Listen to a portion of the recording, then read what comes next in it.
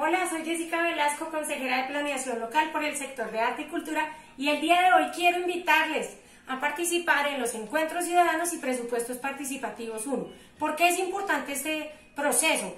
Nuestra participación es esencial para ayudar a la construcción del Plan de Desarrollo Local. Este es básicamente el guía o mapa o ruta que va a seguir nuestra localidad durante los próximos 4 años, iniciando desde el 2021.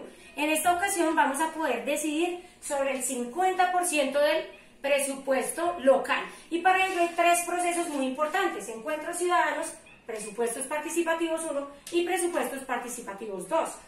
¿Qué va a pasar en este momento? Se van a unificar 2 procesos, estos 2, Encuentros Ciudadanos y Presupuestos Participativos 1, en uno mismo.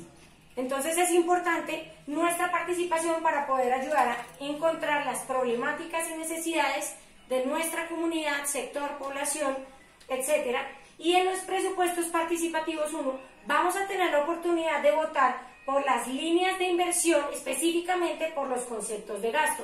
Tenemos 5 líneas de inversión y obviamente un montón de conceptos de gasto. Vamos a tener en total 7 votos. Uno de esos votos tiene que ser por la línea de infraestructura y los otros 6 votos tienen que ser dentro de las otras líneas.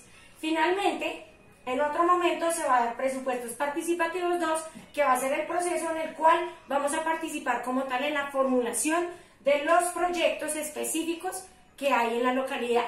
Esto es un breve resumen para que entendamos de qué se trata. Esperen el segundo video en el cual les voy a explicar sobre la estrategia que utilizaremos como sector de arte, cultura y patrimonio en nuestras votaciones para tener una buena incidencia. Muchas gracias, bye bye.